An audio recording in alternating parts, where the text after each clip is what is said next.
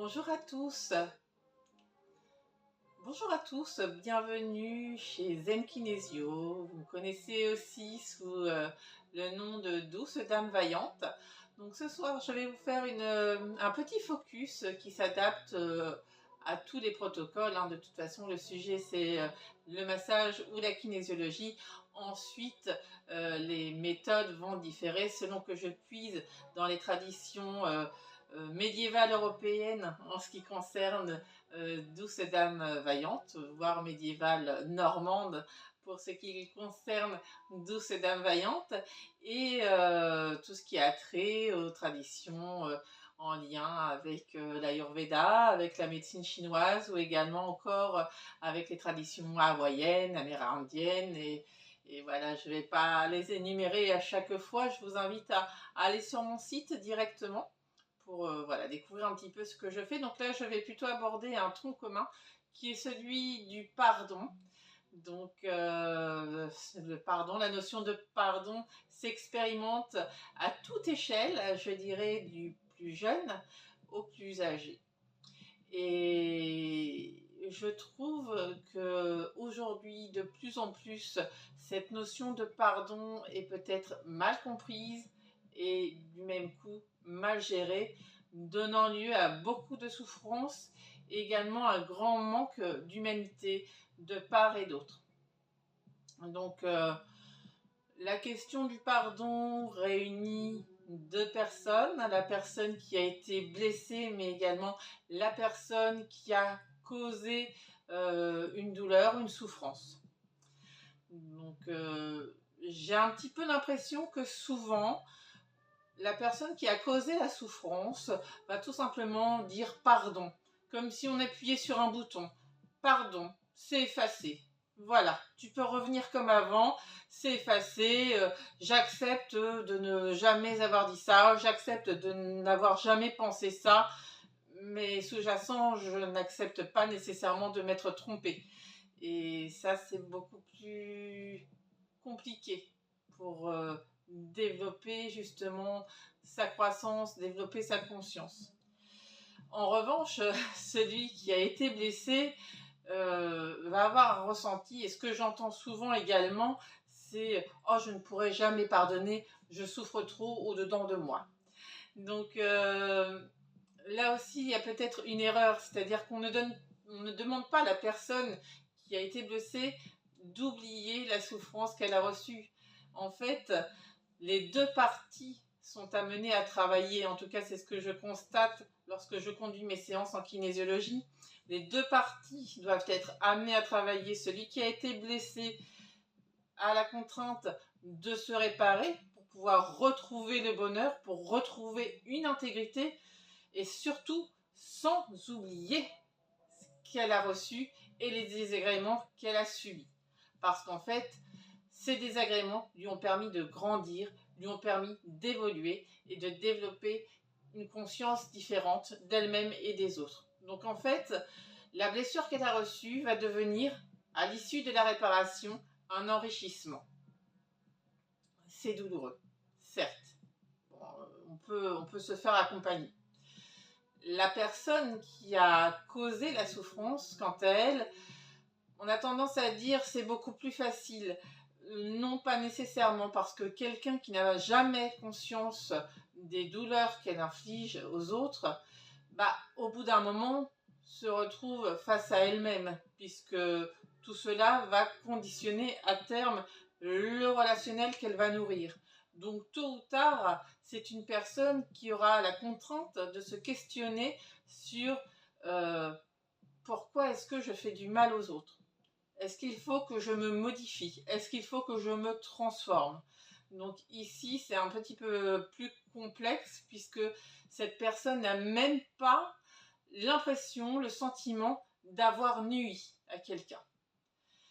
Néanmoins, son travail à cette personne, ça va être justement un gros travail de projection dans l'autre. Comment est-il possible que par mon action, j'ai donné de la douleur à l'autre? Comment est-ce que c'est possible? Alors là, il y a deux choses possibles. on va jeter la pierre à la personne en disant oui, c'est de ta faute, oui, effectivement, tu es peut-être trop sensible pour recevoir ce que j'ai à te dire, de toute façon, je suis quelqu'un qui est franc, donc voilà, moi je ne fais que dire la vérité, et puis il n'y a que la vérité qui blesse. Ce sont des choses que j'entends souvent dans mon cabinet. Je me dis que les choses ne sont pas si simples et que on retient d'une attitude comme ça, surtout que la personne n'est pas forcément très gentille. Donc je pense qu'il appartient vraiment à cette personne qui, involontairement, certainement a nui à une autre, vraiment de se questionner, si possible de se projeter ou au moins imaginer, éventuellement discuter avec la personne en question pour comprendre les rouages de son action. Est-ce que je peux recommencer à avoir le même comportement avec quelqu'un d'autre? Est-ce que chaque personne va réagir de la même façon que celle que j'ai blessée à chaque fois que j'aurai ce comportement? Est-ce que je dois peut-être être attentif à la personne que j'ai en face de moi pour adapter mon comportement? Qu'est-ce qui fait que je n'arrive pas à adapter mon comportement à la personne? Donc en fait, dans les deux cas, le pardon amène à un cheminement. Et l'intérêt, le grand intérêt de ce cheminement, c'est qu'à chaque fois on s'en trouve grandi. Et même si ça se fait dans la douleur, il y a toujours une issue positive. C'est que on apprend de ses erreurs et qu'ensuite, quand on les a bien comprises, on ne les refait plus. Alors, en kinésiologie, on va traiter de tout ce qui a trait au pardon. Disons que les protocoles qu'on va utiliser sont souvent, pas systématiquement, mais souvent en lien avec le méridien du triple réchauffeur en énergétique chinoise. C'est un parallèle qu'on va faire de façon assez récurrente.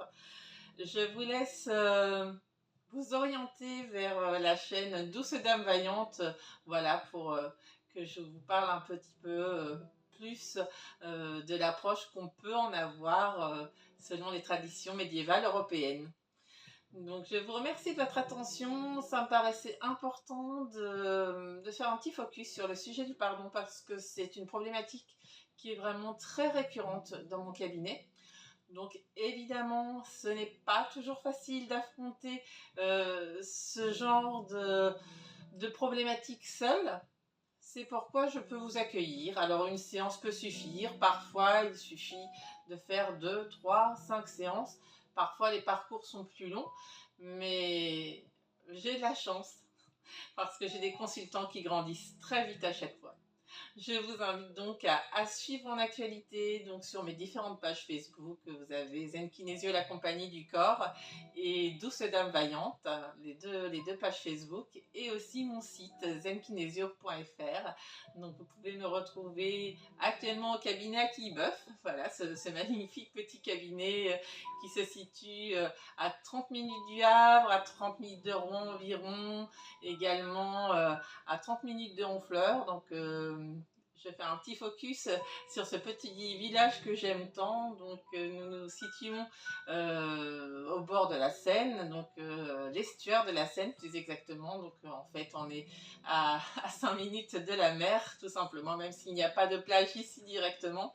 Et également au pied d'une magnifique réserve naturelle où nous pouvons observer de magnifiques espèces animales et florales. Nous sommes aussi au pied de magnifiques sites historiques. Donc Quillebeuf fait partie également avec de magnifiques maisons à pans de bois. Voilà, je vous invite vraiment à découvrir ce petit coin de paradis. Donc je pense que l'idéal c'est de programmer peut-être une petite destination de dépaysement avec voilà, un travail sur ce qui est difficile en kinésiologie, comme la notion du pardon, mais ça peut être pour quelque chose de beaucoup plus agréable, comme un petit massage par exemple.